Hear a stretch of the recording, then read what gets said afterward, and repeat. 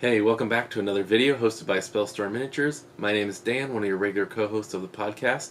Today I wanted to take a look at the Game Plus Products bag.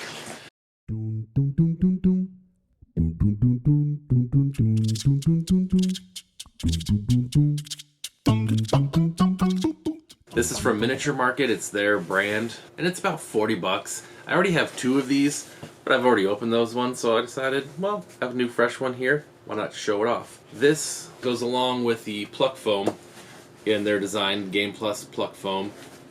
It's kind of a unique size. There are some other ones I found that can a little bit of crossover, but these are about 8 bucks each, or they're $10.50 I believe for the much thicker ones, 5-6 inches up. But the 4 inches and down to 1 inch, I believe they go, are all the same price. And sometimes they do put them on sale, so be watchful for that. I'll touch upon their foam in a little bit here after I look at the bag. But I wanted to get them for my other side army, mainly because it's kind of the rank and file. They're on their trays. I didn't want to have to take off the minis, find them every time, put them back in, even though it would be a little bit easier. I could store them on the side. That would fit some other things, but I didn't want that shaking around either. So I decided this storage, after doing some measurements, actually would hold up my whole army, plus have a little room to spare in taking the time to pluck these out. Let's go ahead and build the bag. We'll show off the features. Ready to pocket there. Don't eat the silica bags. It does come with a shoulder strap. The other problem is the rigidity of the bag is kind of non-existent. Without the foam, it basically will not hold up on its own, so be aware of that. It's kind of the first hit. But it will stand up once you have this front zipped. Now it is zipped from the front, so when it folds out, I like that style a little bit better because you can kind of access your trays a little bit easier, but it does take up more space. And then on the top, it'll fold all the way around.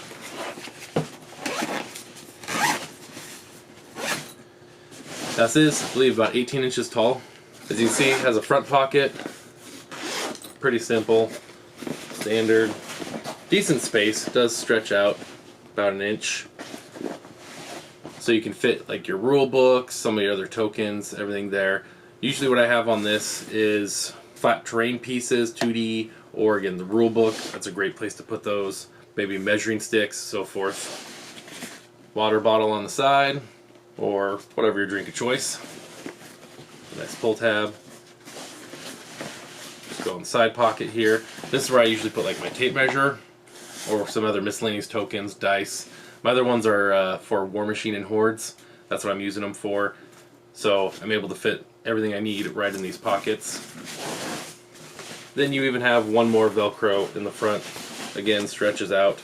I don't often use the front and the back one because it just bulks it out a little bit, and I've found I haven't had anything else to put in there. So overall, it's pretty simple. The three main pockets, the drink holder, and then your main compartment. That does have the name tag on top if you're to so want to put that on there, need it. Hopefully you're not losing your bag full of models.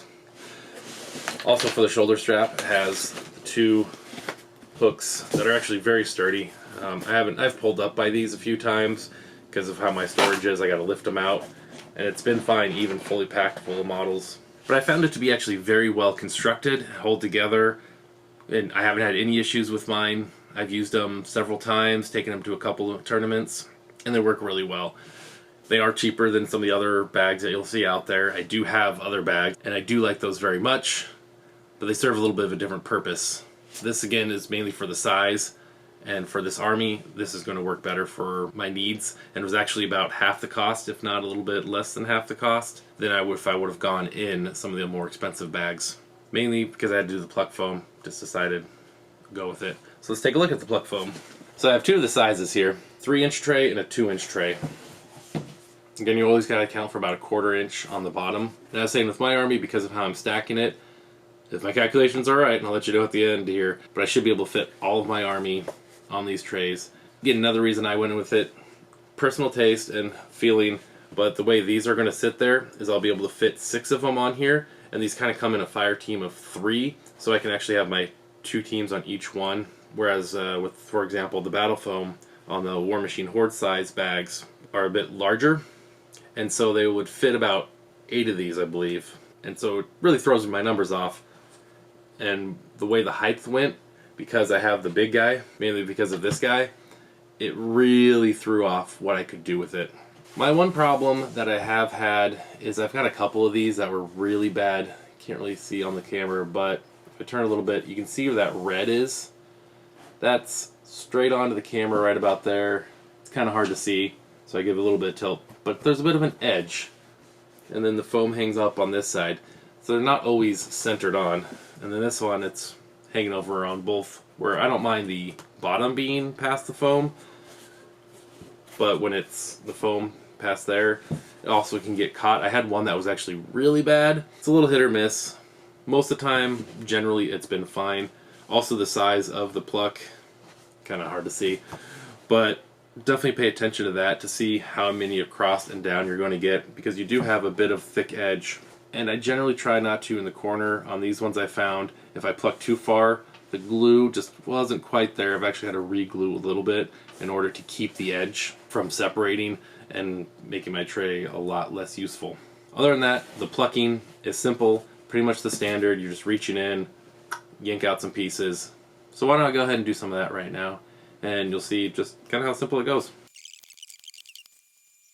So what I did real quick was I just lined them up right on these edges, and then looking to see roughly where I can have, and there's plenty of room. Now it is a little bit rough, it's going to be one center line down the middle separating them, so it might bulge a little bit. It's kind of the calculated risk.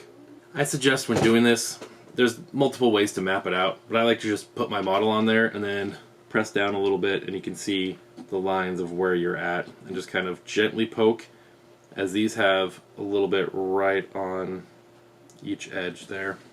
And you can just pluck it with your finger. Usually just kind of poke down a little bit, break that top layer, then kind of support around it, twist up, and you just have a big block like that. And then after I have the main center of it done, then I can go back and kind of map out a little bit better again where it was that I was pulling these out of. I will agree it can get a little tedious. The nice thing is once I've done one, it becomes a lot easier, because then I know exactly how many squares when I'm doing it. I basically have it so I have my edges of my base all out there. I can see which corner pieces need to come out in order to make it work. And you can even almost just kind of press down a little bit. But it's just all these edges here. Okay, I want to be a little extra careful when I'm on the edge, not to rip too hard. They'll fit in nice and secure like that. I'm going to go ahead and do the rest of them. I realized I didn't quite count out right. I missed one over on this side. Eek. So I only have 6 instead of my 7 that I really need. This guy's going to fit really tight in there. So before I pluck any more, I have other stands that this will work for, but what I've learned is to double check. Also, as I was talking about the sides, can't really see it too much, but a little bit of glue came off there. It'll still hold, but it's something to note. And it looks like this configuration will work pretty good and actually hold really well too. How far can I go? Actually, it's holding it very snugly, so it's definitely going to work out and feel that they're pretty secure. I'll be back after I pluck a lot of foam. See you in a bit. Alright, so about an hour or so later, I've got all my foam plucked, and I've got a big grocery bag full of the excess foam. Not really sure what I'm going to do with it. I can do some of it, but that's just one of the things you kind of got to deal with the Pluck foam. So let's go ahead and take a look to see how these all stacked up. First off, the big one. This is the 5-inch, and I just got the 2 models in there, or I guess 4 models. The big guy, just slightly taller. It's about 5.5 inches tall, so almost fit up and down, but this was able to work fairly well, and then I just stuck the cannon piece because it had a larger one in there. Unfortunately, what you'll notice are the shorter ones are a little bit better on the walls. The tall ones, they do seem to get a little flimsier. Granted, it's taller, but what was really a bummer is, let's see there, is it ripped as I was plucking out the foam, and it so happened that there was a large glue spot right on the corner, and as I was pulling it out, even though I was all the way down and trying to just wiggle it out, unfortunately, a little bit of a rip. so I got to deal with that. So I'll re-glue there. The edges are here okay. This side didn't have that issue, but also has this overhang, so the glue's probably a little bit better on there. Then I was able to fit all these guys in. This one, again, not much of a problem. The walls, because they're shorter, feel thicker, but that just doesn't have the height issues. Oh, and this is the one that I had messed up on earlier. And so I just put him in there with enough space that I could fit another if I got another unit and maybe find a different spot for my leader if I left the larger chunk open. And what I ended up doing was create a kind of a mold when I figured out what size I needed. So I was able to A, map out across a lot better, but B, was just kind of be able to pluck around and then dig in.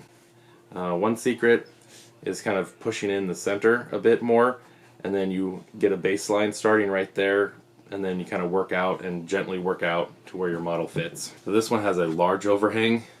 They still fit in these bags just fine, but it's just something to kind of deal with. And again, more separation, so I'm gonna have to glue that down. I might even put a little bit glue on the in-between ones here. I haven't done that before. I've just had to re-glue the edges, get another edge that was bad, but they're all fitting in there just fine. Fortunately, again, one model that's just a little bit too tall. Didn't really want to put in the 3-inch. I mean, I could, but I had enough space here and it would be more used with these, so I just kind of laid it on its side. I wouldn't have had much room otherwise. But that's one of the benefits of the Pluck foam, is customizing it to the shapes that you need. Again, the downside is these only have so much room to them, so sometimes, like on those other bases, they're pushing a bit. Even this one is just pushing a little bit on each side, and if I did one more, it would be too much space. And finally, there goes the bag, the 3-inch. And this one held out really good, actually better than them all. 3-inch, I like, has the thickness like of the 2-inch walls. It's not quite as flimsy as the 4 and 5 inches. But again, the spacing on this one is a little bit off. I was able to tighter there and keep up just a little space. I got 2 things in here, and maybe I don't really have room there. I have just enough room for maybe a 3x3, which is about a 30mm base, to fit into here. Seems a little bit unused, but with this army, it works just fine because I pretty much have everything I need unless I want doubles. I believe the website says 14.5 inches of foam. Yeah, again, consider the about a 1/4 inch of these red plates for the base, but I have a bit more than that in here, right? I have the 3, I have 4 2s, so there's 11 inches, plus the 5, I have 16 inches in here, and it fits just barely. So it's 1, 2, 3, 4, 5, 6, so there's the other 1.5, so that's 17.5 inches. So keep that in mind when you're buying for this bag. Overall, I'm really happy with the bag. Costing me about $85. Fortunately not on a sale. I did pick up one of these bags when it was $20 on sale. Should have got more at that time. I just didn't realize if I'd like it or not. But I'll be able to hold everything I need for this game inside of it. The 16.5 inches of overall foam that I'm able to cram in here, and that it fits the entire army, is just a huge plus. Now, if you have some games that are much larger in scale, that may not work for you. If you do have one that you could fit an entire squad or list that you need for whichever game you're playing, and you want to just use these as storage and swap them out, that's a great way to do it. But for me, it's going to be an all-in-one storage, carrying, just good to go. The quality is good enough, especially for the price, that it does hold up well. I've had 2 other bags for about 3 years that have been just fine. No issues with them at all, no tearing, no ripping. The foam's held up. One of them through multiple uses at tournaments, games, pulling in and out. So it's definitely worth a look at Miniature Market's Game Plus. So thank you for joining me on this video and the review of this bag and of the foam. If you're enjoying the content, please like and subscribe. Give me a comment down below. Have you used this bag? Do you not like this bag? Do you like it? Kind of what's your opinion? Also head on over to spellstormminiatures.com. We have links to pretty much all of our stuff. Facebook. There's our own Discord. Hop in there. Lots of discussion happens in there. Everything from food to games and in between. Also have ways to support us.